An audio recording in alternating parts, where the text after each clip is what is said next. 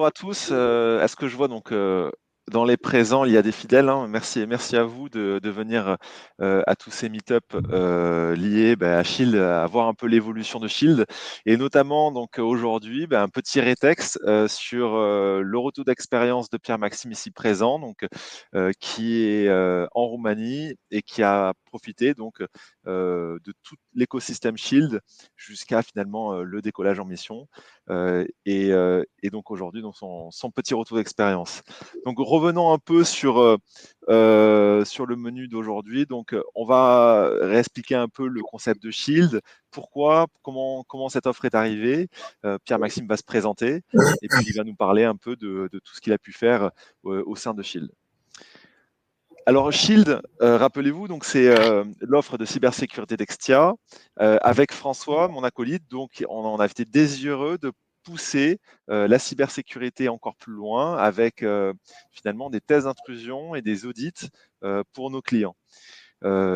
C'est finalement quelque chose qui est peut-être standard sur des gros acteurs, mais Extia, dans sa capacité à avoir beaucoup de proximité et beaucoup de valeur ajoutée, avait donc de la compétence. Et dans ce cas-là, donc, on avait l'opportunité de créer finalement donc une académie pour développer ces compétences. Et on a donc utilisé des plateformes comme par exemple TryAcme, qui offre des plans de formation qui sont vraiment complets. On est sur plusieurs modèles. Celui de gauche, vous allez voir donc vraiment la partie junior où vous allez apprendre les fondamentaux des tests de vulnérabilité, que ce soit des XSS, des SQLite injection, plein de choses qui sont liées aux vulnérabilités web, mais pas que, les scans de port, burp, Metasploit, etc. Donc c'est finalement un parcours qui est très intéressant, plutôt long et qui permet d'apprendre les fondamentaux des tests d'intrusion. Vient ensuite donc la partie un peu plus poussée avec tout ce qui est offensive pentesting. Là, on va voir plutôt les TTP, les techniques et procédures, avec tout ce qui va être autour de la mitre attaque. Et finalement rentrer un peu plus dans le mindset du hacker qui va devoir donc s'infiltrer dans un système d'information, trouver une technique pour essayer de contourner la sécurité, être en dessous du radar avec son Nmap pour essayer d'être le plus discret possible, donc enlever certains paramètres, baisser la sensibilité sans se faire détecter. Et ça s'apprend. Donc c'est une fois qu'on maîtrise bien les outils avec le parcours de gauche, qu'on s'entraîne régulièrement.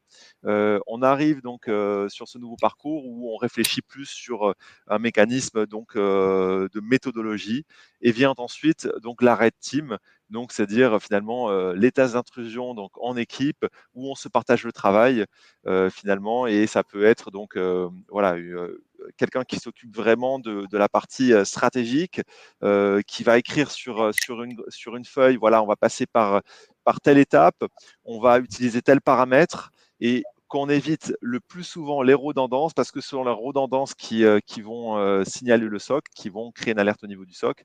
Donc, c'est-à-dire vraiment si on y va un peu comme un bourrin, ou qu'on fait des nmaps un peu partout et que on laisse trop de traces sur le réseau, forcément, c'est peu de résultats derrière, et c'est la détection. Donc, le but de l'architecte un peu qui est la stratégie, ça va être de déterminer ces clés pour les noter et éviter que ça soit trop redondant, et être le plus discret possible. Avec derrière des expertises métiers, que ce soit infra ou directement au niveau des apps. Donc cette académie, elle vise donc tout type de personnes qui seraient désireuses de monter en compétence sur les tests d'intrusion, jusqu'à pourquoi pas trouver une mission en test d'intrusion. C'est ça aussi l'objectif, c'est de aller jusqu'au bout des choses, et in fine de s'entraîner avec du mécénat de compétences et de partir en mission en autonomie. Donc voilà, c'est ça en fait finalement le Shield, c'est de pousser des reconversions. Ça peut être un ingénieur système et réseau qui fait de la sécurité sur son temps libre et qui souhaite avoir l'opportunité de basculer dans ce monde parce que la sécurité finalement c'est un peu obscur, on a du mal à y basculer parce qu'on n'a pas forcément l'expérience en entreprise et que sur ce monde-là, quand on n'a pas l'expérience, le premier pas est toujours le plus difficile. Nous, c'est ce premier pas qu'on pousse, c'est créer ces opportunités, donc en vous accompagnant, en s'entraînant ensemble et en vous formant. Et derrière, ça permet donc de diversifier vos missions, de découvrir de nouveaux environnements, de voir d'autres choses. Et là, maintenant, après ce petit retour sur Shield et finalement les missions qu'il y a autour, je vais laisser la présentation de Pierre-Maxime. Alors bonjour à tout le monde, merci de votre présence. Donc moi je me présente, c'est Pierre-Maxime, je suis arrivé chez Extia récemment, en novembre 2022. Donc je suis basé en Roumanie, je suis ici dans le cadre d'un VIE, donc une mission à l'international. Mon parcours académique est le suivant, je suis issu d'école d'ingénieur, j'ai fait ICEN à Lille, donc c'est une école en informatique. Par la suite, je me suis spécialisé du coup en sécurité informatique, un peu le sujet de ce meet-up. Pourquoi la sécurité informatique? Parce que, en fait, si vous voulez, dans les domaines de spécialisation de cette école, il y a pas mal de domaines tous orientés vers l'IT, vers l'informatique, dont la sécurité, domaine que j'ai choisi parce que j'avais déjà une petite appétence sur ce sujet. Je m'étais déjà intéressé au préalable en autodidacte, on va dire, dans mon coin. Et tout naturellement, je me suis du coup dirigé vers ce domaine-là.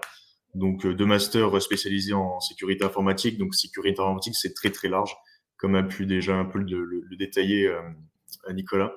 Il y a beaucoup d'aspects, il y a du défensif, il y a de l'offensif, il y a même de l'administratif, c'est vraiment très très large, il y a beaucoup de métiers. Et pour ce qui est du côté plus pragmatique, je me suis également orienté sur la sécurité informatique parce que ça recrute énormément et qu'il y a beaucoup de besoins dans ce domaine-là, c'est en expansion continue et les missions sont vraiment très intéressantes et très variées. Donc suite à ce diplôme d'ingénieur en cybersécurité, j'ai voulu me spécialiser en fait sur le pen test, donc le test d'intrusion, qui en fait tout simplement c'est de l'audit technique pour un client quelconque. C'est tout type de client, c'est ça qui est intéressant. Et on est vraiment sur l'aspect offensif. Donc je vais vulgariser un peu caricaturer le métier. Mais en gros, c'est ce que fait un hacker, un pirate informatique. Il va essayer en fait de s'infiltrer dans un réseau, d'attaquer un site web, de le contourner, de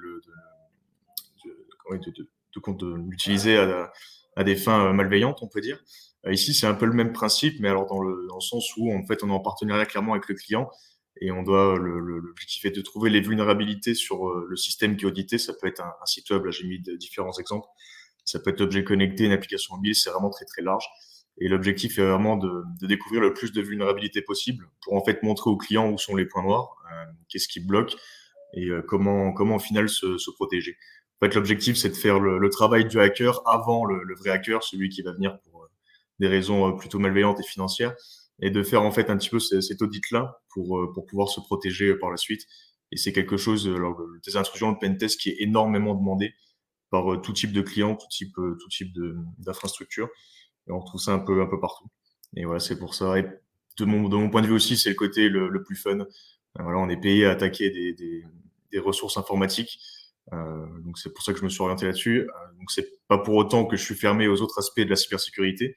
J'ai pas tout de suite commencé par le pentest. J'ai d'abord fait du défensif, on va dire, pour rester large, notamment au sein de mon alternance, qui m'a permis en fait d'avoir quand même certaines bases sur le métier de pentester, avant ensuite de m'orienter vers le pentest. Et du coup, si tu peux switcher Nicolas le diapo. Donc au niveau des pentests, donc on a différents types de pentests, principalement deux. Je vais parler du pentest externe pour commencer. En fait, donc deux types de pentest. Le pentest externe, en fait, c'est le test d'intrusion, l'audit. Il y a différentes façons d'appeler ça, qui va se faire à distance. En fait, donc le client nous contacte. Là, typiquement pour Extien, en fait, on travaille pour différents clients qui vont nous contacter. Et pour le pentest externe, en fait, on va devoir auditer des ressources qui sont accessibles depuis l'extérieur, depuis Internet. Par exemple, un site web, un site internet, une application web, une application métier. Tout ça, voilà, accessible depuis Internet, donc pas besoin de se déplacer chez le client. On fait tout ça depuis notre PC au bureau chez soi, avec tous les outils qui sont configurés pour. Donc c'est vraiment un aspect du pentest très très précis, vraiment très différent du pentest interne. Majoritairement, on va pas utiliser les mêmes outils, pas les mêmes logiciels. Faut voir le pentest en fait comme une boîte à outils. Vous avez plein d'outils différents qui vous permettent d'auditer de différentes façons la ressource, la cible que vous devez attaquer, entre guillemets, auditer pour y découvrir les failles les failles de sécurité. Et, euh, et voilà. Je ne sais pas si Nico, tu veux présenter l'interne ou si je suis directement dessus. Non, mais c'est vrai que genre, pour dire sur les pentests externes, il y a beaucoup de veille à faire. C'est constant. Il faut, être à Mhm. l'affût des dernières, vulnérabilités ou des dernières, ce qu'on appelle payloads qui pourraient être, utilisées. Donc, c'est finalement, quelque chose qui est un domaine qui est tout le temps en mouvance, où il faut être, vraiment, derrière son écran sur, les sites comme je pense par exemple à Twitter où beaucoup de gens partagent un peu leurs dernières découvertes avec certaines recherches pour qu'on derrière, on se crée des petits templates qui grâce à ces, dernières découvertes nous permettent de découvrir des failles, qu'on pourrait avoir chez des clients ou qu'on pourrait trouver, sur des systèmes d'information. Donc c'est beaucoup de phases de recherche, c'est, une panoplie large, très large de compétences. Ça va donc, des langages de programmation à de l'analyse réseau, système, donc il faut être très ouvert d'esprit en termes de technologie, les différences, comprendre un peu, les tenants, les aboutissants et surtout les faiblesses. Parce que, quand on va être par exemple devant un WAF, tout dépend de la marque du pare-feu applicatif pour le bypasser. Je pense par exemple aux URL, on veut faire du directory traversal, donc remonter jusqu'au password. Bon, ben, on va devoir utiliser des contournements, des bypass qui sont spécifiques à telle marque de pare-feu pour jouer un peu sur la corde et essayer de trouver le bon paramètre qui serait vulnérable. Et ça, il n'y a que la connaissance, il n'y a que la curiosité pour connaître tout ça et des recherches. Donc de la patience et d'être déterminé. C'est ça, ça faut vraiment être curieux en fait. Voilà, faut pas voir ça comme il faut être expert dans toutes les technologies. Non, c'est pas du tout le cas. Je vais donner un exemple typique qu'on trouve en pentest. Par exemple, je dois auditer un site internet, faire un test d'intrusion sur un site internet. Via différents outils, je vais voir que tel site internet a été développé avec telle et telle technologie. Je vais pas rentrer dans les détails, peu importe la technologie. Cette techno, elle a plusieurs versions parce que ça fait depuis longtemps qu'elle est développée. Et si cette techno n'est pas à jour, je veux dire n'importe quoi, une technologie qui date de 2018, 2017 par exemple, va y avoir en fait des failles de sécurité qui ont été trouvées auparavant par des hackers. Et en fait, c'est bien beau en fait de trouver, d'identifier une vulnérabilité, encore faut-il l'exploiter. Et donc en fait, bah, par exemple, tout bêtement, moi, ce qui m'arrive de faire, c'est de taper le nom de la technologie sur Google, sa version, et mettre exploit. En fait, l'exploit, c'est le bout de code qui va vous permettre d'exploiter la vulnérabilité. Et très souvent, dans beaucoup de cas, en fait, on va tomber sur des exploits publics que des hackers auparavant ont déjà mis en ligne sur Internet et qu'on va réutiliser de notre côté pour pouvoir exploiter la vulnérabilité. Et quand c'est pas le cas, quand l'exploit n'est pas public, donc là, il faut le développer soi-même. Et bon, c'est là que le travail de recherche et de curiosité va être assez chronophage, on peut dire, ça peut prendre pas mal de temps. Mais oui, voilà, en fait, il y a beaucoup de ressources sur Internet. On utilise beaucoup ce qui a déjà été fait par de précédents hackers. Je vais passer du coup finalement aux trois parties qu'on retrouve enfin que nos clients nous demandent. Faut vous dire que ce qui est beau avec les tests d'intrusion, c'est que c'est un peu comme les grands chefs. Ils ont tous, leur méthodo, ils ont tous la petite recette de cuisine et j'aime bien cette petite phrase de recette de cuisine parce que c'est un peu ça. Il y a aucune recette qui est parfaite, elles sont toutes différentes et elles arrivent toutes à un résultat, qui dépend finalement, de ce que, veulent les clients et c'est pour ça que, les chefs tournent et dans les entreprises aussi. Donc finalement, nos clients nous demandent, d'avoir des pentesters différents à chaque fois. parce que leur méthodologie sera différente, leur approche sera différente. Ils auront des réflexes des comportements qui leur est propre, et finalement, ça leur permet de couvrir leur application sous différents angles. Et ça, c'est hyper important. Et ça en concerne donc 3 parties, donc la black box, grey box et white box. Et donc avec SIA, on a essayé de progressivement avec Shield s'équiper de plus en plus, d'être de plus en plus armé avec ces 3 méthodologies. La première, donc black box, c'est vraiment être à l'extérieur de la maison. Donc c'est un peu cette analogie, on est à l'extérieur de la maison, donc on est en dehors du système d'information et on n'a pas les clés du portail, on n'a rien du tout, et on passe dans la rue et on doit s'infiltrer dans la maison. Comment on fait? On regarde ce qu'il y a autour, on fait de la recherche sur Google Maps, on essaie de chercher par où on passe. Sur un système d'information, c'est un peu pareil. On va aller sur Shodan, on va aller sur 106, on va regarder les certificats pour en voir ce qui a été enregistré en sous-domaine, des choses qui auraient été oubliées. On va scanner, on va faire du fuzzing avec Ferroboxter ou FUF, peu importe. Et on va essayer de chercher des choses qui seraient oubliées par l'hébergeur, par les développeurs, qui nous permettrait donc d'avoir cette petite clé pour rentrer et potentiellement découvrir autre chose. Parce qu'une fois qu'on a cette première vulnérabilité, on peut du coup derrière mettre un implant, on peut mettre un Cobalt Strike, on peut mettre un Sliver ou d'autres choses, un River Shell, qui nous permet derrière de recommencer une méthodologie avec de l'énumération, de la découverte, pour derrière rebondir dans le système d'information jusqu'à finalement atteindre les objectifs définis au départ. Il y a la Greybox. Partie Greybox, ça va être vraiment entre les deux. On nous donne l'accès, par exemple, d'un back-end sur un site web, l'accès marchand, un accès WordPress, peu importe. Déjà, on a un premier accès qui nous permet d'avoir beaucoup plus de champs input sur une application. On aurait par exemple d'autres informations qu'un utilisateur lambda n'aurait pas. Donc on passe certaines barrières et on sait souvent dans les statistiques 2022, c'est que la vulnérabilité ne provient pas forcément des gens extérieurs, elle provient de l'intérieur, d'un mauvais clic, d'une mauvaise utilisation. Et donc, du coup, Greybox, ça a beaucoup de sens aujourd'hui pour nos clients. Et enfin, Whitebox, là, c'est découverte de vulnérabilité le plus large possible. Et là, donc, avec Stia, nous, on s'est équipé donc, pour Shield des solutions Tenable complètes en cloud, donc que ce soit ce qu'on appelle le WAS, le Web Application Scanning, le Nessus Pro, etc. Donc, ça nous permet de mettre en place des sensors sur les machines, de les faire tourner et potentiellement donc de nous remonter un certain nombre de vulnérabilités et de corrections, que ce soit durcissement d'OS, voilà, protection, information, peu importe, qui seraient à agrémenter dans le rapport et donnerait donc à nos clients donc un spectre maximal de vulnérabilité détectée. Donc vraiment, on a ces outils-là. En plus de ça, donc on a des machines virtuelles sur Google Cloud qui nous permettent de travailler en collaboratif. Je pense par exemple à Dhive, Dexway, qui est une plateforme collaborative pour justement travailler les pentests en équipe.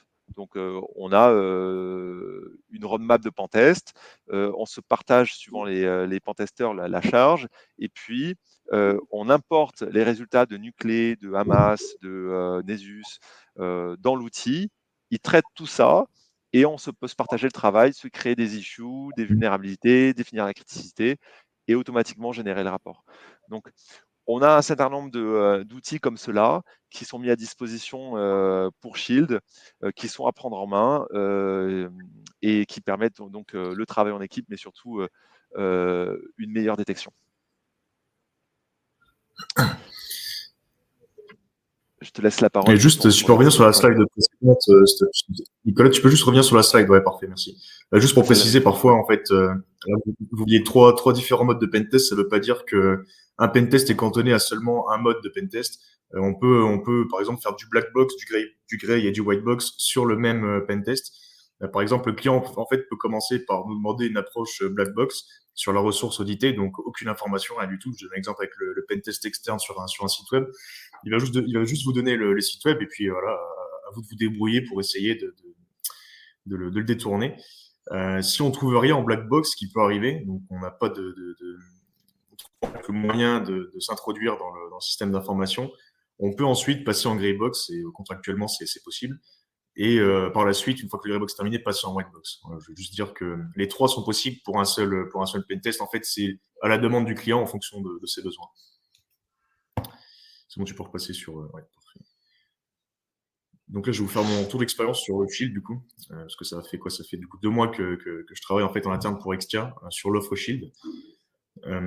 D'abord sur les 3 aspects, se former, s'entraîner et ensuite voilà, rentrer sur une mission plus sérieuse, on va dire. D'abord se former. Comme l'a précisé Nicolas tout à l'heure, on se forme en fait sur des plateformes de formation, tout simplement, des plateformes de formation cybersécurité. Pour être très honnête, j'ai plus appris en pentest, surtout sur l'aspect offensif. J'ai plus appris sur l'aspect offensif de mon côté en autodidacte que lors de mon parcours en école d'ingénieur ou même des précédentes missions que j'ai faites en lien avec la cybersécurité, mais pas forcément sur l'offensif. Notamment sur alors RootMe, c'est un peu la plateforme sur laquelle tout le monde commence parce que elle est gratuite.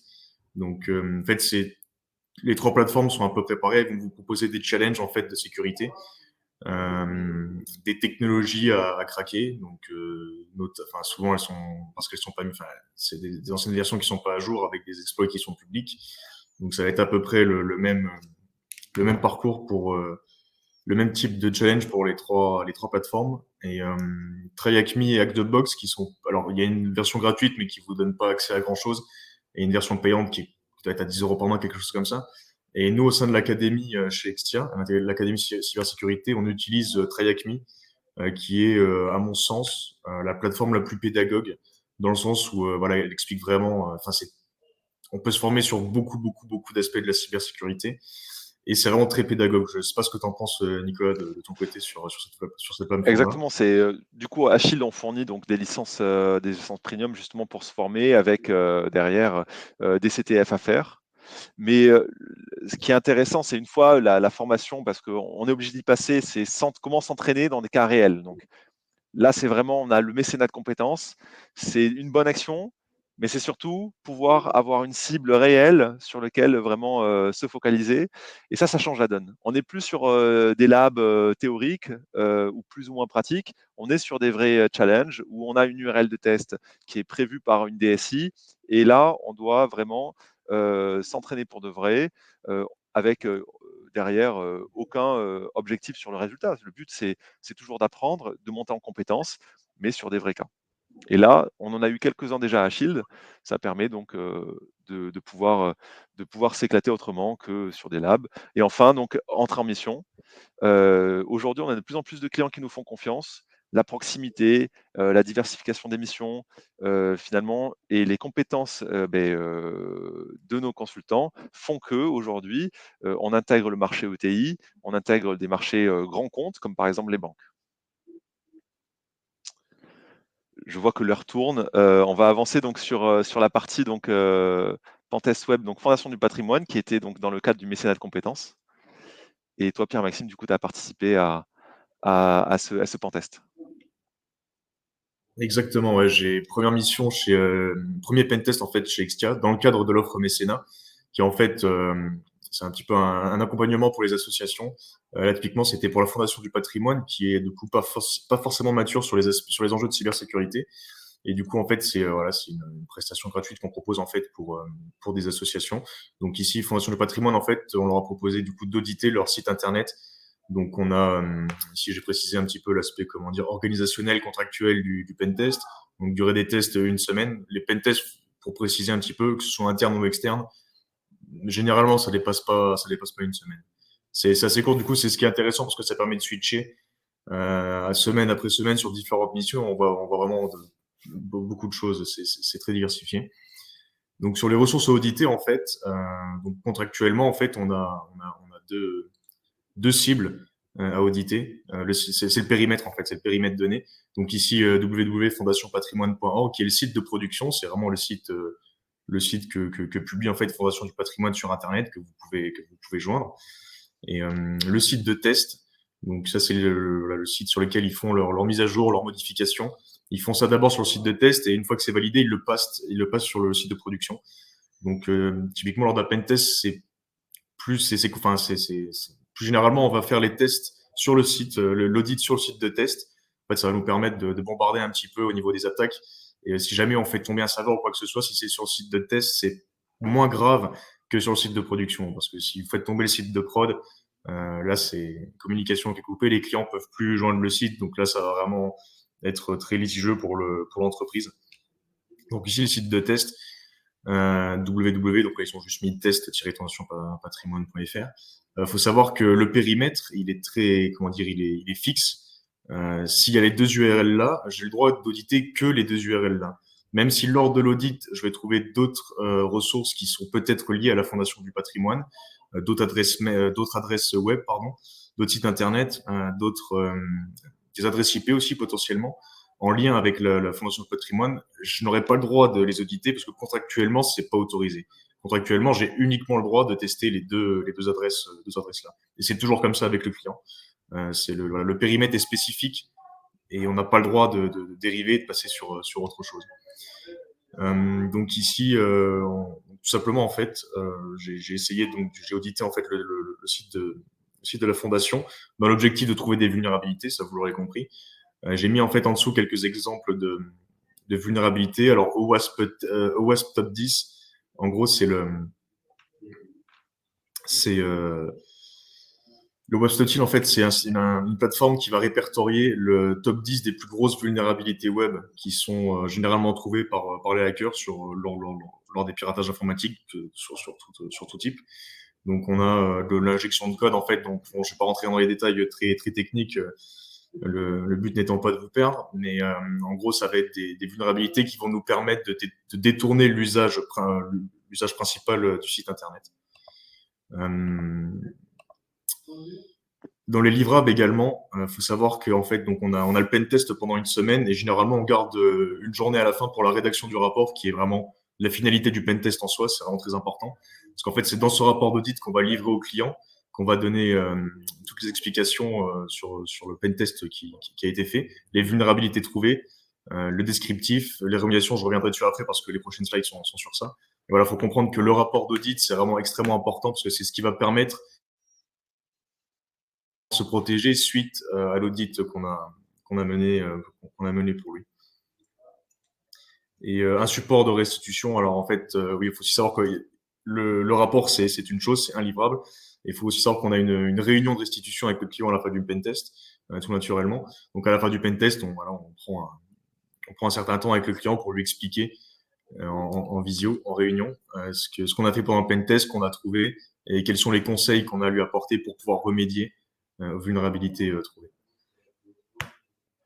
Donc, tu peux switch de. Alors, j'en profite, je vois qu'il y a une question, Ouais, vas-y. Frédéric. Il n'y a que des pentests dans l'offre Shield. Est-ce qu'il a la formation, la sensibilisation dans le catalogue ou est-ce que c'est envisageable? C'est une très bonne question puisque on a développé donc pour Extia donc une nouvelle plateforme de sensibilisation qui intègre plus de 18 ou 19 modules différents qui visent donc à de la sensibilisation et de la formation. Donc les modules, c'est vraiment tout ce qui peut concerner donc entre guillemets l'ISO 27001, donc vraiment la sensibilisation au sens large, donc à destination donc des entreprises, mais que pour l'instant qu'on n'a packagé que pour Extia, mais que on va réfléchir à pouvoir l'ouvrir. Et puis ensuite de formation, par exemple, ça va être donc il y a une formation, c'est tout ce qui va être autour de l'OWASP, former donc les développeurs à du développement sécurisé. Donc ça, c'est quelque chose qui est monté pour l'instant au sein d'Axtia et que comment ça va prendre déjà dans l'entreprise, on va pouvoir après peut-être l'ouvrir. En tout cas, c'est des choses qui peuvent être envisagées. Et puis aussi, on a effectué avec François donc une sensibilisation vers nos clients, c'était à Lille, sur des démonstrations de tests d'intrusion. Voilà, c'était une session qui a duré un peu plus d'une heure et qui permettait de montrer un peu comment les attaquants en 2022 faisaient pour attaquer les systèmes d'information, quelles commandes ils utilisaient, par quoi ils passaient, avec quelques petites démonstrations à chaque fois, et ça permettait de toucher un peu des cas concrets. Donc la réponse oui, ça viendra très probablement. Donc, pour revenir sur le rapport de test d'intrusion, euh, pour voir un petit peu ce qu'il y a en fait concrètement dans le rapport, pour pas que ce soit flou. En gros, comme je le disais, donc dans le rapport, en fait, grossièrement, ce qu'on a, grosso modo, c'est le rappel du contexte, le rappel de ce qui contractuellement a été vu avec le client, c'est-à-dire le périmètre et la durée des tests. Par exemple, si le test de, si le test, si l'audit doit durer de 8 heures à 18 heures, à 18h01, je m'arrête, j'ai plus le droit de lancer aucun test, aucune attaque sur le périmètre défini. Donc on a le contexte, comme je le disais, et ensuite on a du coup le tableau de synthèse des vulnérabilités. Donc en gros, on va d'abord lui présenter une synthèse de tout ce qu'on a trouvé lors de l'audit, donc avec les grands titres, on va dire, donc le titre de la vulnérabilité, le composant qui a été touché, très important. En gros, c'est tout simplement c'est là où se trouve la vulnérabilité. Donc ici, j'ai mis des exemples un peu, donc je peux pas mettre de cas réel dans le sens où chaque rapport d'audit est confidentiel. Évidemment, il ne faut pas que ce soit à la vue de tous parce que c'est des informations qui ne doivent certainement pas fuiter. Donc j'ai mis des exemples un petit peu généraux. Donc voilà, utilisation d'identifiants par défaut sur un serveur web, par exemple, ça m'est déjà arrivé en pen test interne dans une entreprise. Donc là, j'étais directement en déplacement dans une entreprise, dans le récit. Tout simplement, je prends mon PC, je me branche sur le réseau et je vois ce que je peux trouver. Et par exemple, on tombe par exemple sur des interfaces web qui sont sur le réseau, qui présentent une certaine technologie. Et typiquement, ce que je fais quand je tombe sur une interface d'identification d'une certaine technologie, je vais sur Internet, je tape le nom de la technologie et je mets identifiant par défaut. Donc, c'est les identifiants, en fait, quand vous configurez cette technologie au début que vous l'installez sur votre serveur, ils vont vous donner des identifiants par défaut avec lesquels vous allez vous connecter. Et bon, l'objectif, normalement, c'est de changer le mot de passe et l'identifiant par la suite. Mais ça se retrouve, dans beaucoup de cas, on se retrouve en fait avec des entreprises qui n'ont pas changé l'identifiant par défaut et juste aller sur Internet, chercher l'identifiant par défaut, les taper dans la page de login. Et il y a des fois où ça peut passer. J'avais un collègue, par exemple, qui avait, vous voyez un petit peu sur un cas concret, à quel point ça peut être très dangereux. Un ancien collègue d'une ancienne boîte qui avait fait un test d'intrusion interne dans une EHPAD, dans une maison de retraite, sur le réseau interne de l'EHPAD, il s'était branché dessus, il était tombé sur les interfaces de login qui donne en fait accès aux interfaces de climatisation et de chauffage de la maison de retraite. Il rentre les identifiants par défaut qu'il a trouvé sur Internet, ça prend 10 secondes à trouver. Il se connecte directement et il a accès en fait au panneau de contrôle du chauffage et de la clim. Donc je vous laisse imaginer un hacker qui arrive en plein été, en pleine canicule dans les pads, qui se connecte, qui en 10 secondes tombe sur la page de login, met les identifiants par défaut qui n'avaient pas été changés, coupe la clim et met le chauffage à fond, les dégâts, les répercussions que ça pourrait faire. Donc sur quelque chose de très simple comme ça, en fait, le risque, comme vous pouvez le voir, est majeur parce que ça peut avoir un impact très coûteux pour l'entreprise. D'autres vulnérabilités du type donc stockage de mots de passe en clair, c'est par exemple quelqu'un qui en fait plutôt que de stocker ses mots de passe dans ce qu'on appelle des logiciels de stockage de mots de passe qui sont faits qui sont chiffrés, va stocker en fait ses mots de passe par exemple sur un fichier texte sur son bureau. Moi, si pendant un audit en interne, j'arrive à me connecter sur le PC, juste à ouvrir le fichier texte et à récupérer tous les identifiants de la personne. Et ensuite, on a d'autres D'ailleurs, oui, vulnérabilités. à Uber, c'est ce qui s'était passé d'ailleurs. Le secret était dans un script PowerShell qu'il avait trouvé sur le filer. Et donc, il a pu retourner sur la PAM et rebondir et accéder à tous les secrets Oui. des comptes Azure, etc. Et donc ensuite, on a des vulnérabilités dont ça, on les trouve vraiment très souvent, la 3 et la 4. Donc c'est juste des exemples parmi tant d'autres de vulnérabilités avec des risques moyens et mineurs. En fait, voilà, donc c'est des vulnérabilités qu'on retrouve souvent qui en ont 90% du temps n'ont pas vraiment d'impact très important sur le SI ou sur la cible auditée. Type communication non sécurisée, donc divulgation de versions de composants. Donc, sans trop rentrer dans les détails, voilà, faut juste comprendre qu'il y a des vulnérabilités qui sont vraiment très critiques et d'autres qu'on retrouve dans la majorité des cas qui, en fonction du contexte, mais dans la plupart des cas, ne sont pas si importantes. Mais il faut quand même les noter et le préciser au client parce que ça peut être remédié et il faut que ça le soit. Et c'est pour ça qu'on met la partie recommandation à chaque fois. Et du coup, en fait, après ce tableau de synthèse des vulnérabilités, On va passer en revue en fait vulnérabilité après vulnérabilité, le descriptif. Donc on retrouve un petit peu ce qu'on avait dans le tableau de synthèse. Les points importants, donc le composant touché. La ressource concernée, j'ai rien précisé, mais en gros, ça peut être un site internet, une adresse IP, un serveur. C'est très très large. Le description de la vulnérabilité, parce que le but, faut que ce soit intelligible pour le client. Il suffit que ce soit un client qui soit pas spécialement technique, qui nous demande de faire l'audit. Bon, l'objectif, c'est quand même qu'il comprenne ce qu'on a fait. Donc, il faut que ce soit vulgarisé, vulgarisé et décrit le plus possible. L'observation, en fait, tout simplement, c'est la preuve qu'on a réussi à identifier et exploiter la vulnérabilité.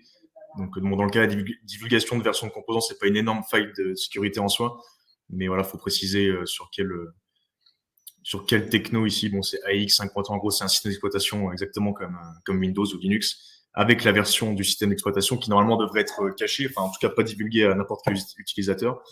Donc voilà, on le met dans l'observation. En gros, c'est la preuve qu'on a réussi à découvrir la vulnérabilité. Et parfois, quand c'est quelque chose d'un peu plus sophistiqué entre guillemets, on met carrément en fait tous les outils qu'on a utilisés, les lignes de commande qu'on a utilisées. Si jamais côté DSI du client, ils veulent refaire l'attaque de leur côté pour voir comment ça s'est passé. Et très important, les recommandations. Donc ici, vu que c'est une vulnérabilité mineure, hein, on se doute bien que la recommandation n'est pas énorme. Mais en gros, c'est même le point le plus important, c'est voilà, dire au client, faites telle action pour pouvoir corriger la vulnérabilité trouvée. Et c'est en gros ce qu'on retrouve dans le rapport d'audit, qui est le livrable le livrable primordial pour le client. C'est ce qui va lui permettre en fait de corriger tout ce qui a été trouvé pendant l'audit. Parfait. Merci Pierre-Maxime en tout cas pour tout ce retour d'expérience. Tu auras fait quand même donc les trois sujets, vraiment le début, donc avec la formation, le mécénat, et maintenant actuellement tu es en mission cette semaine. Tu es en Ouais, c'est mission ça. pour un grand compte. Donc tu auras fait la panoplie de Shield. Et Exactement. merci à toi en tout cas pour ce ramp-up. On arrive à terme progressivement, et donc du coup, si vous avez des questions, n'hésitez pas, c'est le moment. Merci Frédéric pour la précédente question. C'est vrai que j'y repense, on a eu ce sujet cette semaine en interne parce qu'on avait des retours d'autres clients qui envisageaient la même chose pour qu'on puisse leur apporter. Donc on va s'y pencher. En tout cas, on a tout le contenu déjà puisqu'on l'a déjà fait à Lille, donc, et on a déjà la plateforme. Donc effectivement, très intéressant. Si vous avez des questions, n'hésitez pas.